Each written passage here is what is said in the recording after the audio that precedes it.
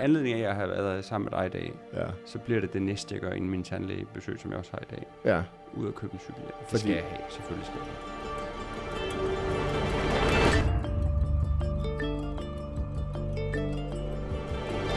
Hej og velkommen til Endestationen, en podcast om døden. Mit navn er Sylvester Winther, og jeg har en mission om at gøre døden mindre tabubelagt. I dag er min gæst Thomas Skov.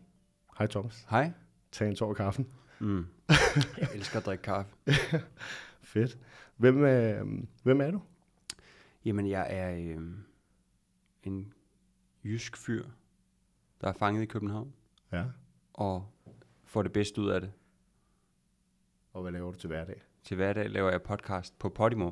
Ja. Jeg laver både en podcast med Emil Thorup, der hedder Livet ifølge Emil og Thomas, som kører derud af et par gange om ugen. Og så er jeg også redaktør inde på Podimo, så det vil sige, at jeg sidder med andre podcasts og hjælper med at udvikle og optage og redigere og sørge for, at alt rundt om den podcast spiller. Og for nye ind. For nye ind blandt andet en ung kvinde, der hedder Emma Thomsen, som laver et program, der hedder Akavet Emma, hvor du var så elskværdig at være gæst for en rum tid siden. Ja. Som er et helt nyt format, og hun er en ny vært, men det der med sådan at hjælpe nogen frem, og hjælpe nogen med at blive dygtig til det, de laver, det synes jeg er fedt. Jeg har mødt Emma, jeg fik lov til at være med, og jeg synes, det var mega fedt. Også nu var jeg med i et andet, der er narkobetjent. Det var meget på mig selv, men jeg kan godt lide at ikke at stå frem som det jeg var, men som det jeg er nu. Så det var et fedt program, men det var anderledes, og jeg synes virkelig, at hvis man har tid til det, så skal man bare gå ind og lytte på det. Ja. Hvordan er det at være redaktør? Det er... Jeg synes... er det 7 til... Nej, hvad hedder 8 til 16? Jamen det er mit fuldtidsjob.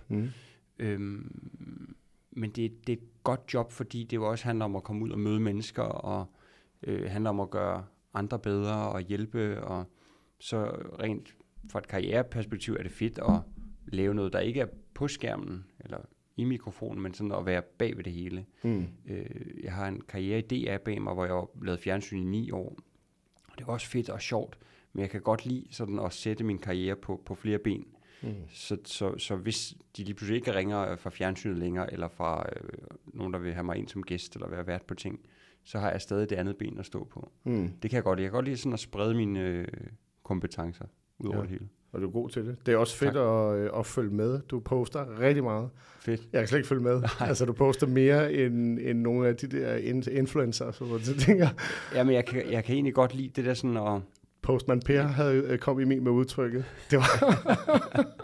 Men det er sådan lidt en ventil for tanker og for situationer, og jeg kan bedst lide sådan at poste ting, nogen får noget ud af, enten et lille smil eller et råd, eller...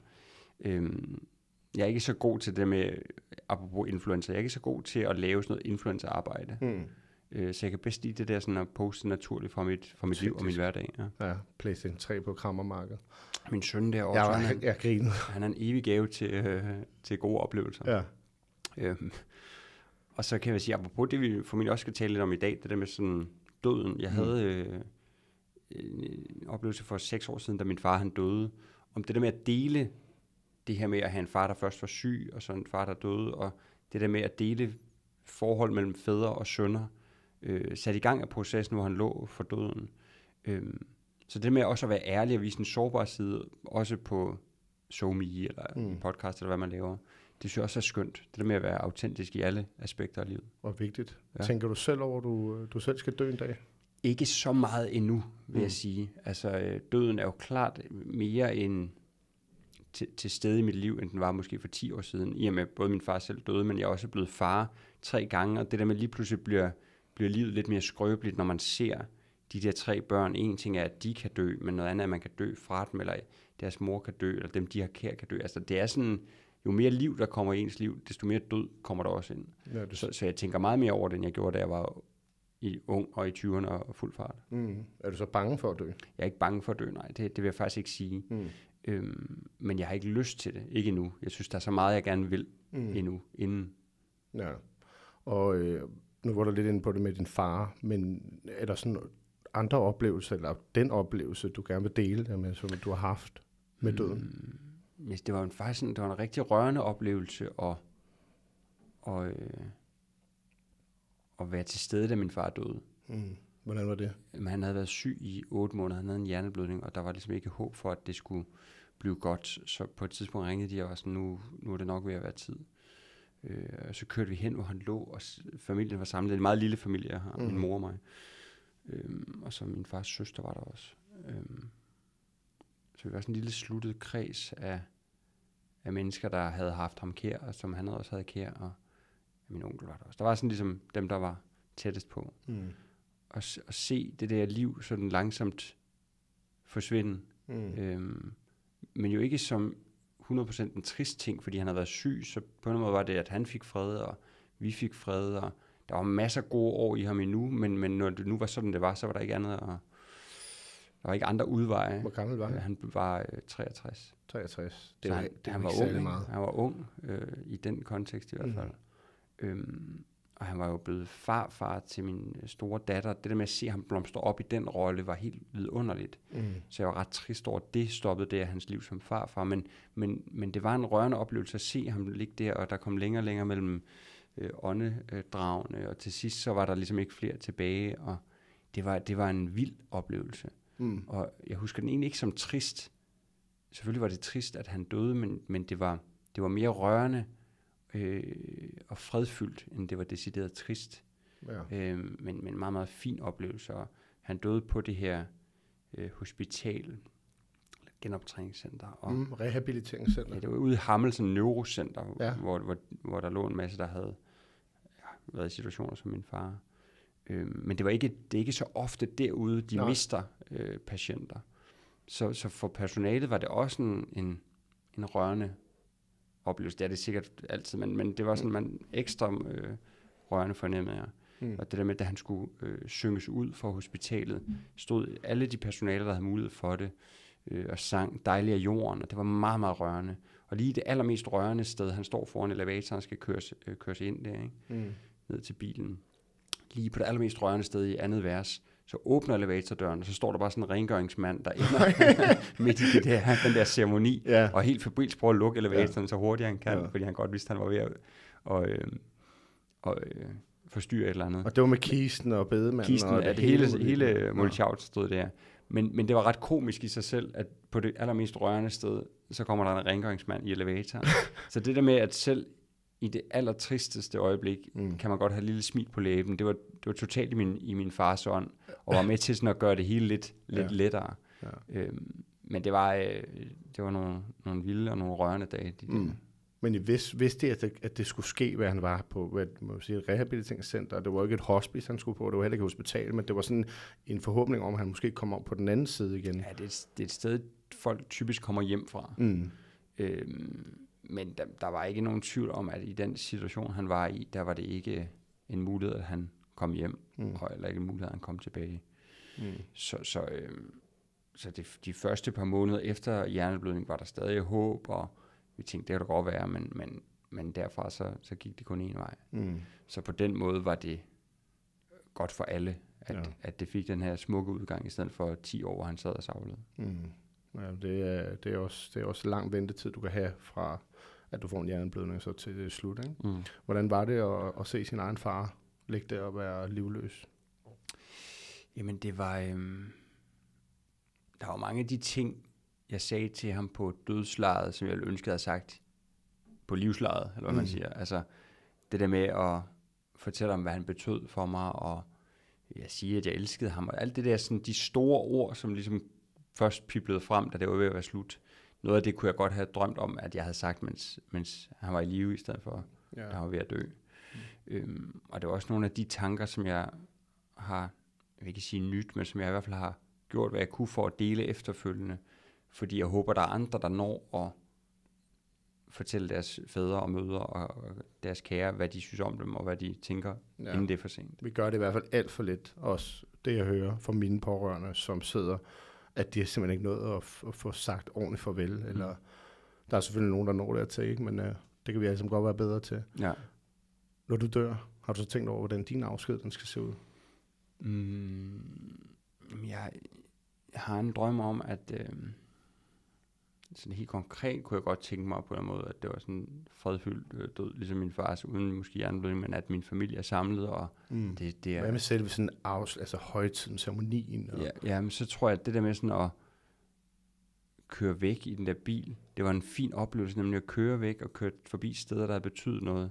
Det ville jeg også gerne. Gjorde Rosvognen det? Ja, det gjorde den. Ja. Så køre forbi steder, der betyder noget, synes jeg var ret fint. Og se, jeg vil faktisk på stående fod ikke vide, hvor jeg skulle begraves, hvis det var nu, det skete. Fordi jeg var mest tilknytningsstadig til Jylland, men jeg har boet herovre i 15 år, så det ville måske være oplagt at finde et sted herovre. Ja, også.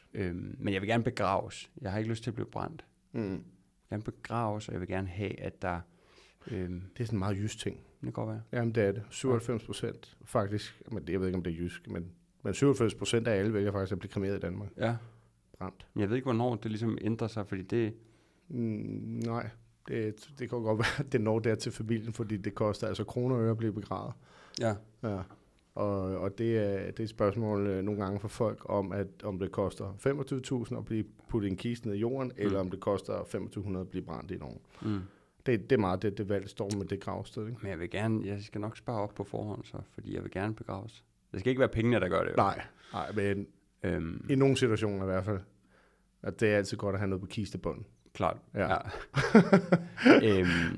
Så i kirken vil jeg godt bare have nogle af de der traditionelle salmer, sådan noget dejlige af jorden. Så det skal være i kirke? Ja. Med præst og orgel? Fuld orgel.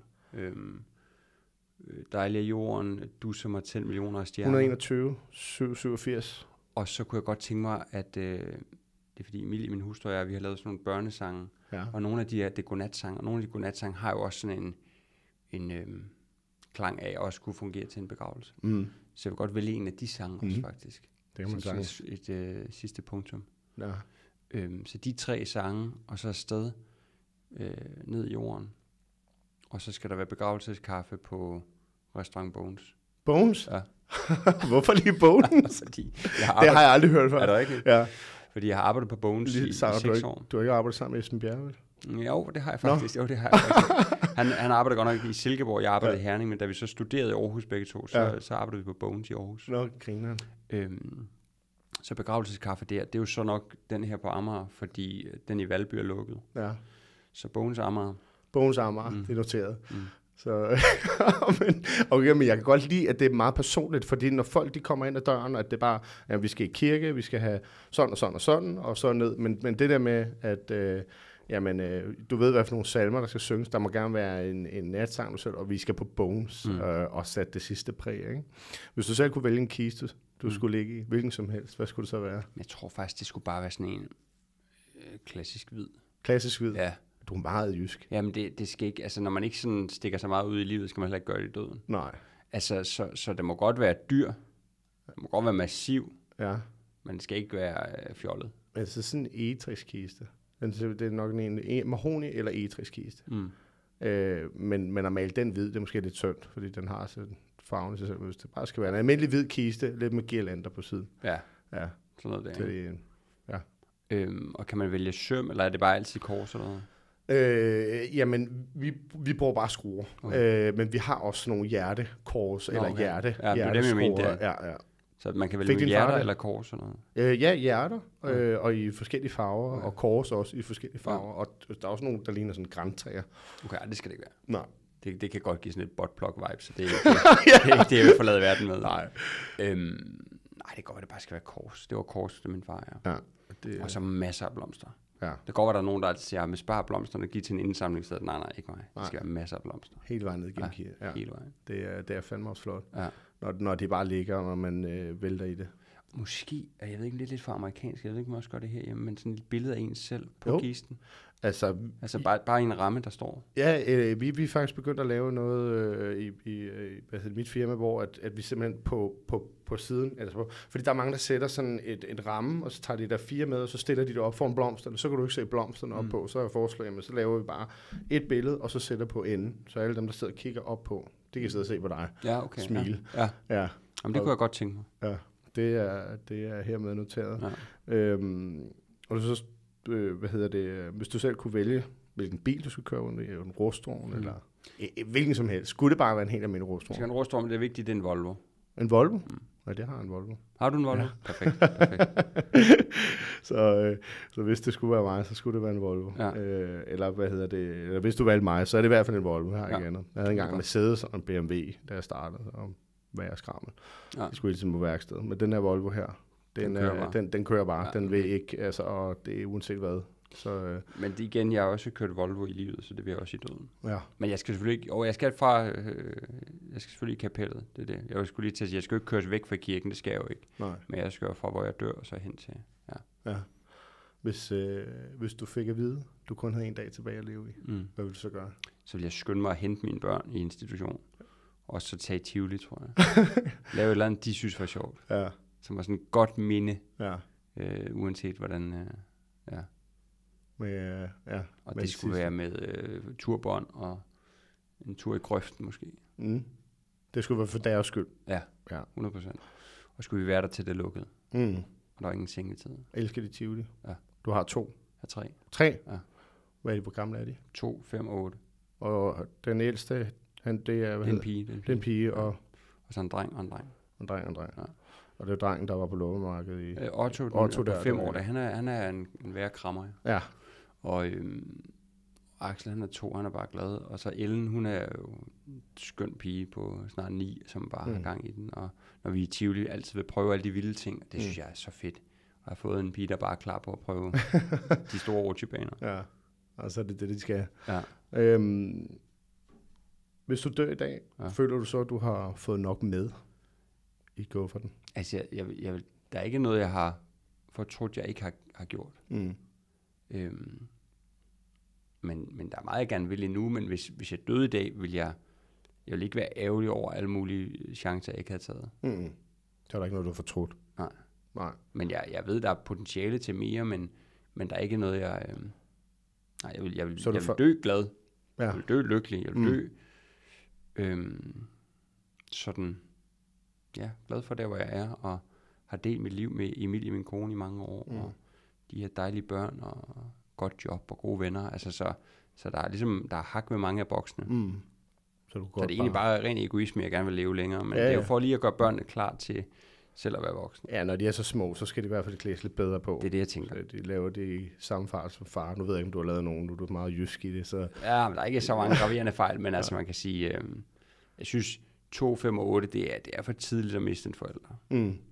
Nu er det lige noget til i forhold til det her med, når du skal herfra. Har du besluttet for, hvilken sæt tøj, du skal have på? Det må godt være flot. Det må godt være, hvis det var i dag, så har jeg mit bryllupssæt. Det må godt være det, fordi det er det flotteste tøj, jeg har. Jakkesæt? Ja. Og slips og hele multiausen og laksko. Det skulle være det. Fordi det er et sæt til særlige højtider. Ja. Vi begravede min far han kom i kisten i et par shorts og en skjort med lomme og en kuglepind, fordi sådan gik han altid klædt, og det var fint, for det var meget sådan nede på jorden. Jeg tror, for mit vedkommende måtte godt lige være skruet op. Håret skulle også sættes. Det kan jeg sørge for. Ja. Og det er vi ude for, så skal de lige ræs eller neglelak, og sådan. Jeg synes, det er meget fedt. Hvad med på din gravsten? Har du et godt citat, der skal stå? Det synes jeg er svært, fordi det bliver tit sådan, altså sådan noget altid elsket og sådan noget, ikke? Og hvile i fred. Det er meget klassisk. Det må godt være et eller andet, der er motiveret til at have det sjovt. Altså sådan, måske bare have det sjovt. Eller og kæft, det var skægt. Ja, giv godt råd til dine børn. Ja. Ja. Det kunne også være sådan noget der. Hvad fanden kunne det være? Det er måske bare at have det sjovt. Være god og have det sjovt. Hver dag. Ja. Være rar. Eller rib. Måske bare rib. Jeg ved det ikke. Det vil jeg lige tænke lidt over. Det kan du skrive ned og putte i en kuvert. Det er det eneste, jeg kan på plads endnu. Hvad hedder det? Hvad vil du gerne huskes for, når du gerne med? Jeg vil gerne huskes for at have været en rar fyr. Som kunne indeholde gode ting. Jeg vil godt huskes for at have godt humør og altid være glad og positiv. Ja, det vil jeg gerne ligesom være det. Ja. Tror du på livet efter døden? Det tror jeg næsten er for meget gå og håbe på i hvert fald, eller tro på. Så er det bare slut. Jamen, jeg kunne godt forestille mig, at energien på en måde lever videre i et eller andet omfang, men det der med sådan at have en bevidsthed om, det tror jeg desværre ikke på. Der er du fra det i hvert fald. Der er mange, der fortæller mig det der med, at jamen, de tror, der er ikke noget større, altså Gud, der står frem, men lige præcis det der med den der energi der, det går igen rigtig tit. Folk, det siger det. Så hvis der er en himmel eller et helvede, hvor tænker du så, du er hen? Ej, så skulle jeg mene, at der er plads i himlen. Det vil jeg, der er der plads i himlen? Ja, det vil jeg sige. Det tror jeg også. Det vil jeg sige. Jeg har fulgt med i hvert fald. Men jeg tror på, at det mest vi går op i, det er ligesom at leve videre i folks minder. Altså det er vigtigt for mig, end om der sådan er en himmel eller et helvede. Mere sådan at kunne give mine børn og mine kære nogle oplevelser, som de også vil huske om mange år. Ja. Jeg synes, den der tegnefilmen Coco, den er så fin, fordi den jo handler om det der med, at det sekund, nogen glemmer dig på jorden, så dør du for alvor. Og det synes jeg er en ret rørende film. Og den tænker jeg af til over, når jeg tænker på døden. Det med, jeg gad godt sætte nogle aftryk i mine børn, som de forhåbentlig også kan give videre til deres børn. Så når man på en eller anden måde, i et eller andet omfang, lever videre som mine. Ja, det er smukt sagt. Og det er faktisk en tradition, som jeg har været over at studere noget mere på, fordi jeg også er fascineret for det her, for mange af de her mexikanske, det her Dia de los Muertos, hvor de, lige præcis som du siger, i Coco fejrer de døde. De tager på kirkegården. I nogle områder i Mexico, nede i Maya-områderne, der tager de faktisk knoglerne frem, renser dem og lægger dem tilbage igen. Og det var jeg nede at se hele det her optog, og hvordan jeg mødte nogle af de her mexikanere. Nogle af det forstod jeg ikke helt, men meget af det var sådan meget med, at det handlede meget om at hylde dem, der havde været der. Ikke? At man ikke havde været røvhul i hvert fald. At de så var... At man ligesom fik snakket sin far op, og jamen, han var det her, det synes jeg er utroligt smuk, og jeg synes, og det er også noget, det er derfor jeg prøver at komme ind under huden på folk i forhold til det her med at snakke om døden, og ligesom gøre bevidst om, at dem, der var her engang, det er dem, vi er en del af nu. Altså hele tiden at huske på din far, min farmor, alle dem, som vi engang har haft. Ikke? Det synes jeg er vigtigt. Ja. Har du nogle oplevelser med sådan nogle overnaturlige? Det er sådan lidt... Ja, altså jeg læste i sidste weekend faktisk en bog, der hedder Hentet af lyset, som handler om det her med nærdødsoplevelser, men også oplevelser i det sekund, nogen dør. Ja. Og det var ret fascinerende. Det var en ret fascinerende bog. Hvad hedder den? Hentet? Den hedder Hentet af lyset. Og den er skrevet af, jeg tror, den hedder Laura Engstrøm. Det var egentlig bare en, jeg læste om i avisen, og så ønskede man, at min fødselsdagsgave og fik den. Jeg hørte godt, nej, det var sådan en anden bog, du fik. Ja. Men den handler om det der med, hendes far lå for døden, og i det sekund, han døde, fik hun ligesom sådan et glimt af farens bror, der kom og hentede ham. Og det satte gang i nogle tanker hos hende, og hun begyndte at undersøge det her med oplevelser, der sker i det her dødsøjeblik. Men også folk, der har haft nærdødsoplevelser, hvis de har haft hjertestop, og lige pludselig kommer op i en eller anden form for lys, inden de kommer tilbage til livet igen. Så det er ikke fordi, jeg kan sige, at jeg selv har haft lignende oplevelser, men jeg er ret fascineret af dem, og ret indstillet på, at det skal være rigtigt. Jeg håber næsten, at der er et eller andet om det, fordi der er noget smukt over det. Jeg drømmer af til om min far, og i de der drømme, og det fremgik også af den her bog, når man møder de døde, eller drømmer om dem, så er de altid deres bedste alder. Og det sker også nogle gange for mig, når jeg drømmer om min far, så kommer han cyklende, og helt vildt glad og i en kort skjorte, og smiler. Og det er jo heller ikke det, der jeg husker fra ham i de sidste år. Men det er sådan, jeg husker ham, når jeg drømmer om ham. Og det synes jeg er meget smukt, det der med, at man som altid vil have sin bedste alder, når man går igen, eller når man møder folk. Det håber jeg. Hvad hvis... Sådan røg jeg helt ud af den på grund af den her bog. Ja, den er god. Ja, men jeg tænker også, jeg må lytte til den, men jeg hørte også bare, at du fik en anden bog, og så sad jeg og snakkede om den bog der, og så sad jeg også og kom i tanke om de der ting, men egentlig sådan nogle drømme og sådan noget, det har jeg aldrig haft, men jeg tænker nogle gange, at jeg selv dør i drømmen. Vildt ubehagelig måde nogle gange, hvor jeg tænker, det er sådan, jeg håber ikke, det er det, der kommer til at ske. Men inden du selv dør, er der noget, du mangler at få sagt eller gjort? Jeg bør måske lige ringe til min mor og sige, at jeg elsker hende. Altså, fordi nu har jeg snakket meget om, at jeg ikke nåede at sige det til min far. Det går, at jeg skulle gøre det til min mor. Ja. fordi jeg går ud for, at hun ved det, men nogle gange er det også godt at sige ting, selvom man går ud for, at folk ved det. Og så er det der med at huske at bruge tid med dem, der står en nær. Fordi der er nogle gange, apropos at være meget på SoMe, eller lægge meget op, der er meget tid, der går med alt muligt, der ikke er vigtigt. Ja. Som for eksempel at poste ting, eller se, hvad andre har postet, eller følge med alt muligt åndssvagt. Altså det der med sådan at kigge Ellen og Otto og Axel i øjnene, og sige, jeg elsker jer, og tage ud og opleve, og skabe nogle minder, det skal jeg blive ved med at huske. Apropos Coco. Ja. Har du set Sjæl? Ja, den har jeg også set, ja. Den er også ret fin, ja, det må jeg sige. Det kan noget, de der Disney-film der, hvor de disneyficerer det, hvor man får nogle billeder ind i hovedet af, hvordan det virkelig kunne være, men der var virkelig siddet nogen og filosofere over livets gang i forhold til det.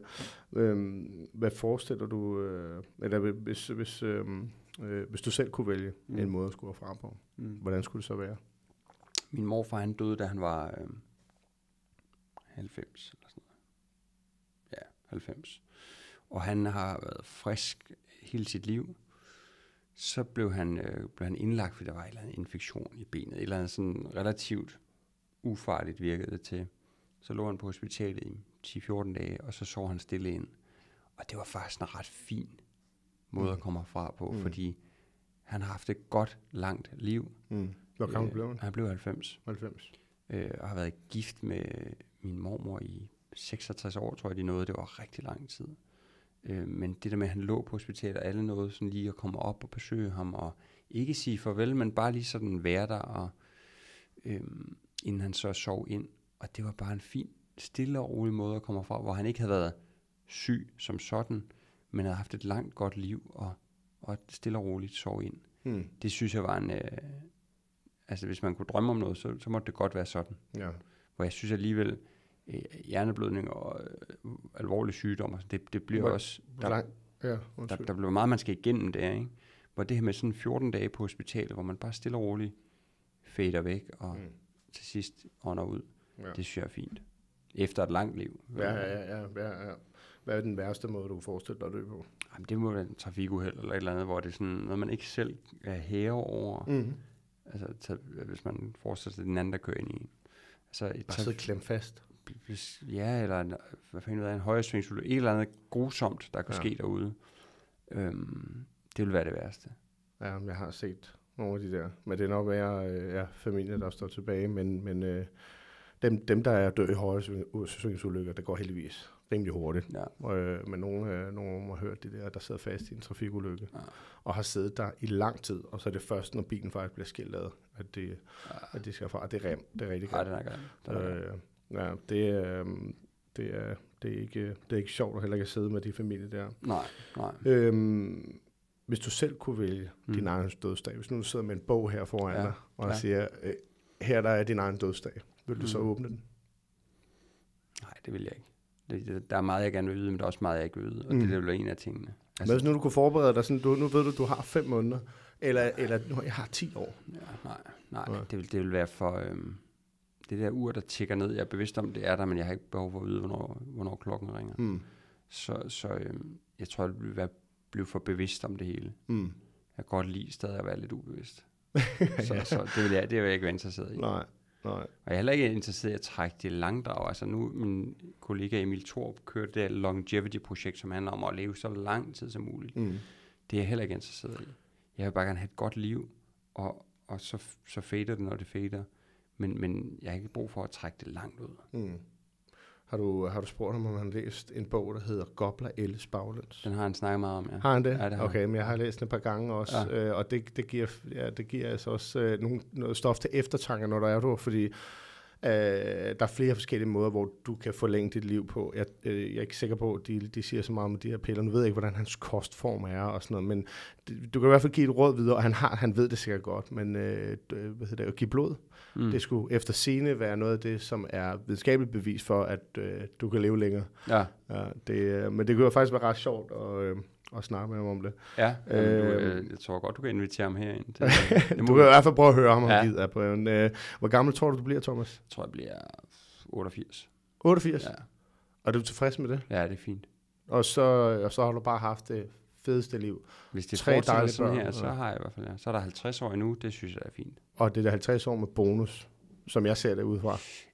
Ja, jeg vil sige, jeg håber at blive ældre end 38, men jeg vil være lykkelig for det, jeg har opnået, hvis jeg døde i dag, men jeg vil gerne lige have 50 år mere. Ja, så det satser vi på, du får. Ja. Jeg tænker, der skal en ulykke til eller noget andet. Men jeg skal til at cykle med hjelm, det er fuldstændig rigtigt. Jeg skal til at cykle det gør du ikke. Cykler du uden hjelm? Ja, det gør jeg faktisk. Jamen, og det er en historie, som jeg fortæller til alle, fordi jeg har en kæreste. Hun har 3 børn, og de cykler i skole hver dag, 10 og 11 og 13 år, uden cykelhjelm, og har gjort det længe. Og en gang for mange år siden, jeg var i parken og så fodbold, og var på vej hjem, der drejer jeg til højre, og på højre svingsulykke, og der kommer en dame cyklende, og jeg kan også høre, at der kommer knallert, og han havde så høj fart, så i det, han smasker op i hende, så rører hun op, og så lander hun direkte på hovedet, og hendes hoved, det gør ligesom en æggeskal, så ja, og hun var 36 år gammel. Ja. Jeg sad sådan her med hendes hoved ind til ambulancen kom. Og jeg ved bare, efter overlevede det vi hørte... hun overlevede, men hun havde også børn, men hun blev ikke sig selv igen. Okay. Så det der med at cykle med cykel, jamen da jeg fandt ud af, at de gjorde det, der gik jeg direkte ud og købte. Så det må du love mig. Og min far, han er lige styrtet. Han er lige styrtet på her i sidste uge, og hele hjelmen, den har bare fået en lang streg der. Nej, men det vil du være. Jeg vil faktisk sige, anledning af, at jeg har været sammen med dig i dag, så bliver det næste, jeg gør inden min tandlægebesøg, som jeg også har i dag. Ja. Ud at købe en cykel. Det skal jeg have. Selvfølgelig skal jeg det. Til Hansen, de har nogle rigtig gode nu. Okay. Ja. og det er lige meget med at sætte dum ud. Det er jo sikkert heller ikke derfor, du gør det. Nej, det er fordi, jeg ikke lige, den er der ikke lige. Nej. Men det er, jeg køber en i dag. Jeg sender et billede, når jeg køber den. Gider du gøre det? Det er okay, jeg poster det. Ja, selvfølgelig. Hvad hedder det? Der vil være vej at sende, og det er også et spørgsmål, jeg stiller til alle. I programmet eller i livet? Ikke i livet, forhåbentlig. Okay. Ikke nu. Jeg kan godt, at du kan fornemme noget som bedemand. Jeg har ikke en sjette sans. Jeg bliver tit spurgt, om jeg oplever og noget overnaturligt, ligesom jeg selv stiller, men der har jeg ikke endnu. Har du aldrig oplevet et eller andet sådan nej, altså, og jeg har bare stået på gange, hvor der bare har ligget lige inde på Retsmedicinsk Institut, og været sådan, hvor døren lukker bagved, og jeg skal ind og finde sådan et eller andet, eller har kapelbetjenten, der står sammen med måske 50 lig, og gå ud igen, og siger, nej, sker aldrig noget som helst. Jeg ved ikke, om det er, fordi jeg er lukket person. til det, som kunne mærke de der ting. Altså, det vildeste, jeg hørte, det fortalte jeg også Emma i Akavet Emma, at der var en gang, jeg drejede, der var helt stille i bilen, og så kunne jeg bare høre sådan dunk. Så var det, jeg tror armen, den ligger vi op på, så det var nok det vildeste, jeg prøvede. Ikke? Ja. Og så har jeg prøvet at google mig for lidt frem til også, om der er sådan et eller andet, man kan gøre og sådan noget. Men der er ikke, jeg har også prøvet at gå til en klaviant, hvad hedder sådan en, det er sådan også lidt, sjæle et eller andet, sådan lige for at finde, om der er et eller andet. Der har fået nogle sten med og sådan noget, til at skræmme det onde ånder væk, og det gode. Ja, så lidt derhen af. Men mit spørgsmål er, skal jeg være din bedemand, når du dør? Hvor gammel er du? Jeg er 34. Så altså, ja, okay. Alt er jo relativt. Hvis du ikke kører med cykelhjelm på. Altså, jeg ved selvfølgelig ikke, hvor længe du bliver ved. Nej. Men i betragtning, hvis du er så 4 år ældre end jeg er, hvis du er stadig bedemand, når du er 84, så vil jeg gerne skrive mig op. Det er der nogen, der er. Ja. Min onkel er 67. Jamen, der er stadig... Ja, der er et godt stykke vej nu. Jeg vil sige, jeg håber ikke, du skal, men det er fordi, jeg håber, du går på pension, inden jeg dør. Ja. Skulle jeg være så uheldig og komme af dage, inden du går på pension, så vil jeg være meget tryg ved det. Ja, det er taknemmelig det vil jeg for. sige. Jeg vil i hvert fald indfri alle dine ønsker, hvis jeg kan det. Men det var faktisk alle mine spørgsmål. Jeg håber, du får i hvert fald lidt mere indblik i måske dig selv, men også i den her verden, jeg ligesom er i. Er der nogle spørgsmål, du har? Jeg synes i hvert fald, det er vigtigt, en vigtig mission, du har om at lade os alle sammen tale mere om døden og gøre den mindre farlig og mere sådan... Fordi det er jo trods alt det eneste, vi ved, at vi alle sammen har til fælles. 100%. Så på den måde er det noget, vi alle sammen burde tale lidt mere om. Fordi vi har jo ikke alle sammen de samme interesser, og der er ikke samme tilhørsforhold inden for fodbold, og hvad fanden ved jeg. Men det her, det har vi trods alt til fælles. Så måske skal man prøve det af, næste gang man sidder i et selskab, hvor man sidder med nogen, man ikke rigtig kender. Men det der med sådan at snakke lidt mere om døden, det synes jeg vil være en fin ting at udbrede. Så det vil jeg sige tak for, at du er med til. Det synes jeg er skønt. Tak. Og tak fordi du kom. Altså, du er velkommen til at tage spørgsmålet om hvad skal din afsked være? Det plejer at være sådan en øjenåbner for folk, fordi når jeg sidder med nogen, det ved jeg ikke, om jeg sagde til at starte med, så ved de oftest ikke, hvad det er, de selv vil. Så er det tit, at så har de slet ikke nogen idé om det. Så Thomas, tak for alt. Hvil i fred. Tak.